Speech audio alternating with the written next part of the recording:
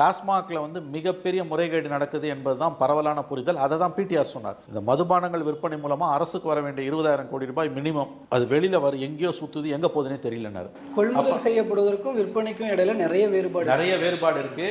Huge profit வச்சா கூட பரவாயில்ல, அரசுக்கு வர வேண்டியது வெளியில போகுது அப்படின்னும் போது இந்த பணம் எங்க போகுது? அப்ப இந்த பேக்ரவுண்ட்ல தான் நீ டாஸ்மாக்ல இடி ரெய்டு இது வரைக்கும் தமிழ்நாடு வரலாறுல ஃபர்ஸ்ட் டைம் இடி ரெய்டு டாஸ்மாக்ல நடக்குதுங்க. எப்படி நடக்கும்? ஒரு டிபார்ட்மெண்ட்ல ஃபர்ஸ்ட் டைம் ரெய்டு நடக்குதுங்க. ஒரு இண்டிவிஜுவல் மேல நடந்ததுன்னா அன்றைய தலைமைச் செயலாளர் மேல நடந்தது. அது ஒரு தனிநபர் மேல. ஒரு துறை மேல எப்படி நடக்கும்? அது எந்த துறை? அதுல வர வேண்டிய 20,000 கோடி ரூபாய் அரசுக்கு வராம வெளியில சுத்துது, எங்கேயோ போகுதுன்னு எங்களுக்கே தெரியலன்னு உங்க அமைச்சர் சொன்னாரு. அவர் இன்னமும் அமைச்சரா தான் இருக்காரு. அப்ப டாஸ்மாக்ல ஏகப்பட்ட குளறுபடி, ஏகப்பட்ட ஊழல்ன்றது எல்லாருக்கும் தெரியும். டாஸ்மாக் இங்க மட்டும் இல்ல, தமிழ்நாடு பூரா டாஸ்மாக் அலுவலகங்களை ரெய்டு நடந்திருக்கு. மொத்தமா கொள்முதல் அள்ளின்னு போறாங்க. சோ மிகப்பெரிய வலை விரிக்கப்படுகிறது தமிழ்நாடு அரசுக்கு எதிராக என்றுதான் நான் பார்க்கிறேன்.